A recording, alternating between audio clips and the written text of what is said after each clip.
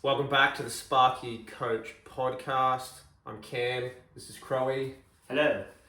Welcome back. Thanks for joining us. I want to have a little bit of a conversation around you being a business owner, treating yourself a bit more like an employee, and specifically basing it around the hours that you work, the amount of time you're spending at work, and the hours in the day, because bit of a big believer, Crowie and I, around creating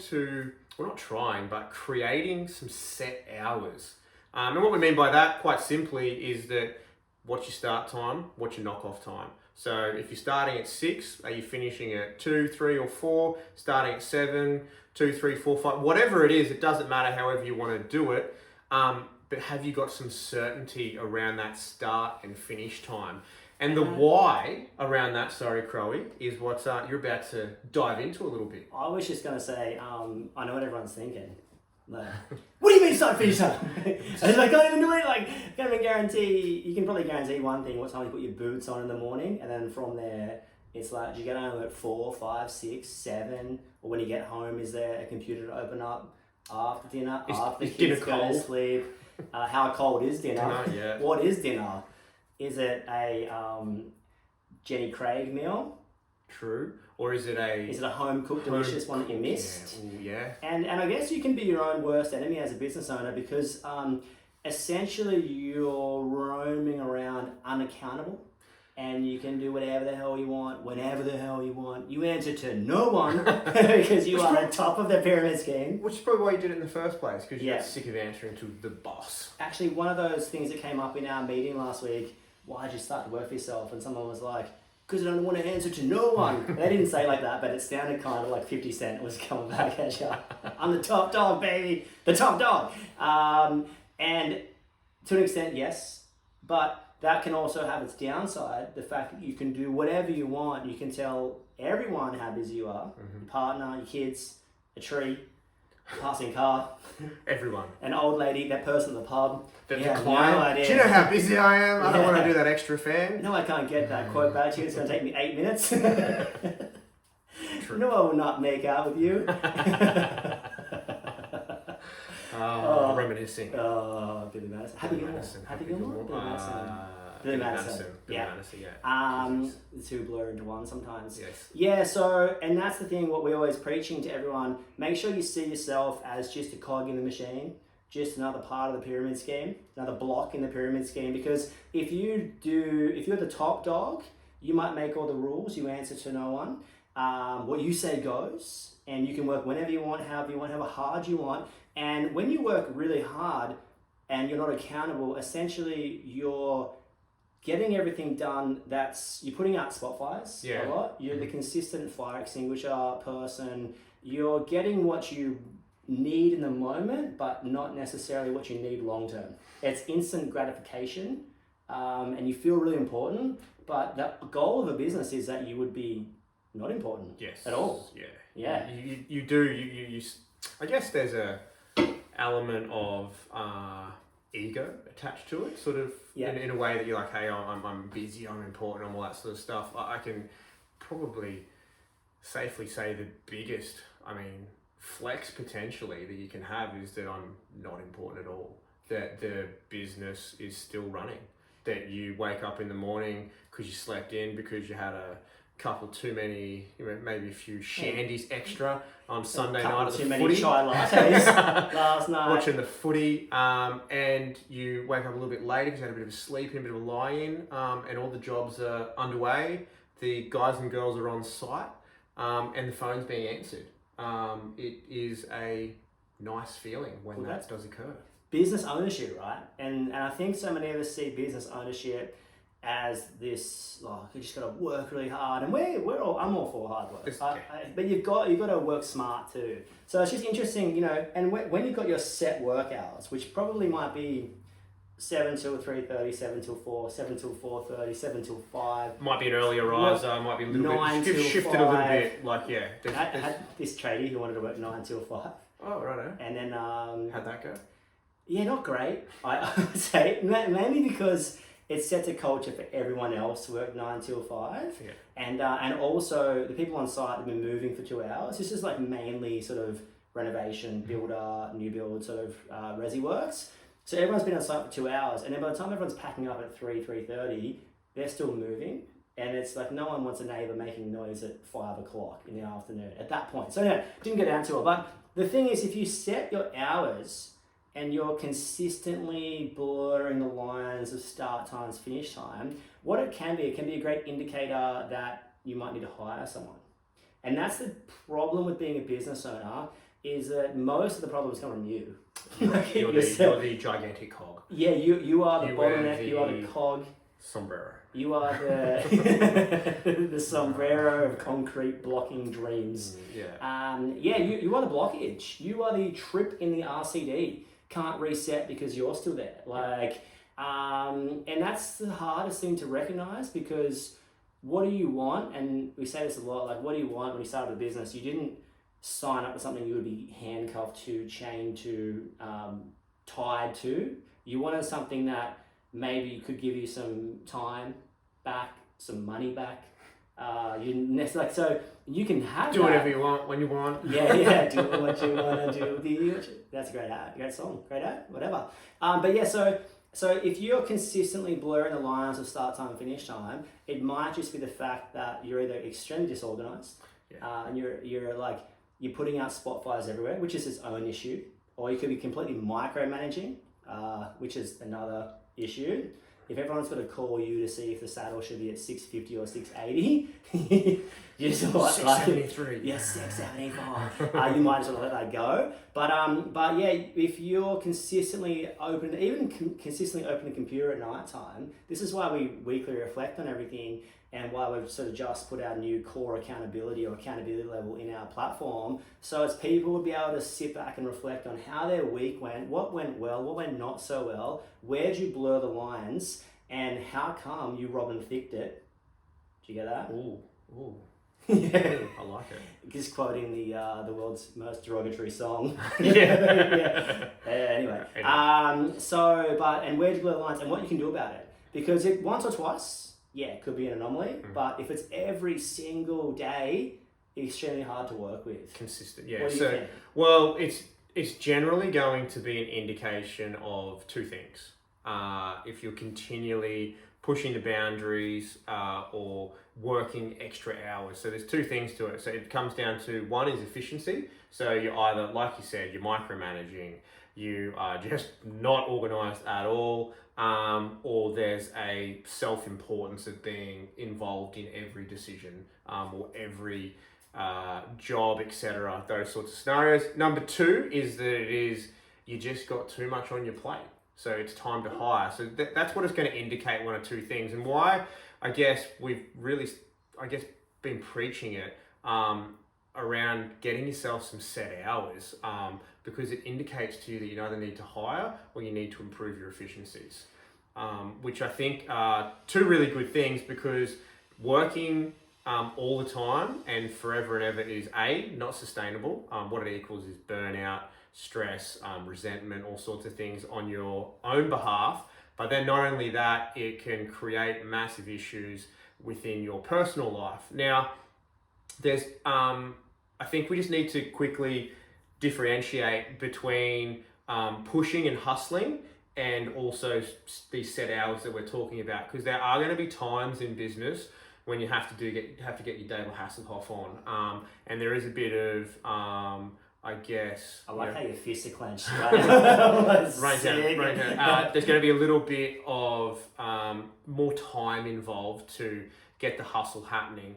Now, that's all well and good. That needs to be communicated though too, as well, particularly if you've got a family, particularly if you've got a partner, whatever it is, to just be like, hey, what works in this scenario? Is it, I'm really good in the morning, so I'm going to leave earlier in the morning, but still get home at the same time? Or it's like, hey, I'm going to work late, this is the time I'll be home.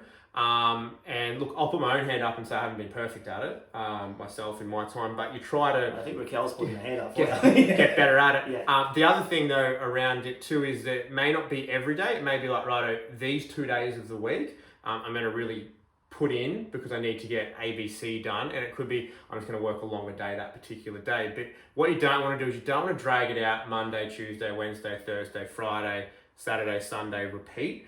It could be like, hey, me personally, work best at the start of the week in the morning. So get into work a little bit earlier and work a longer day in that sense. But then once we get to a certain day in the week, say Wednesday, it's like, no. We're not going to go anymore on that sense. But I just really want to probably highlight that there is a difference between having a bit of a hustle, but sticking to set times as well, because there's going to be different times in business when you do have to ramp that a little bit. But equally too, you can have a look and be like, why am I hustling? What's the cause of this? How long is it going to be? How long is it going to go for? And what's our outcome?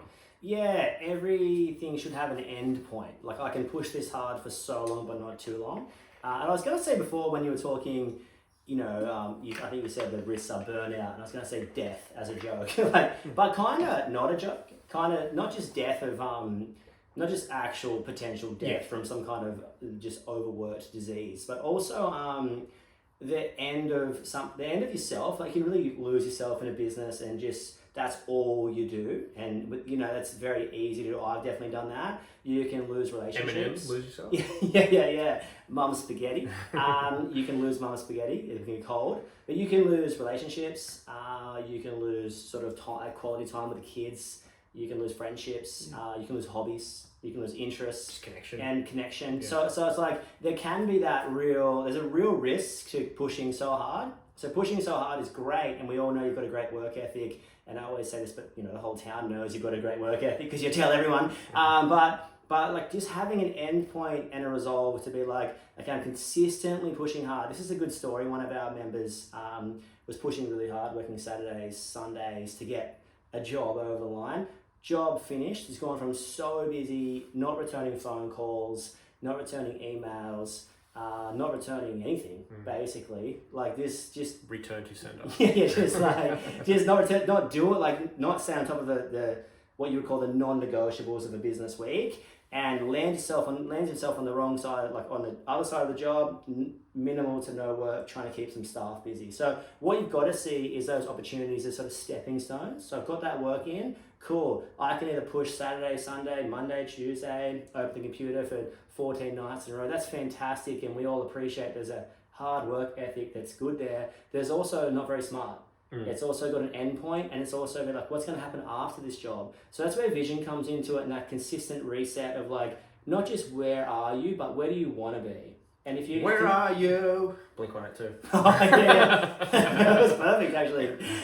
So yeah, it's just so interesting to watch, because it's like, if you can recognize that, if you're consistently opening the computer every single night, and I get it, there's certain things at night time where it's like, if I just get back to that one thing, I'll feel better. I understand that. But if it's every single night on repeat, it's not okay. It's something might need to change.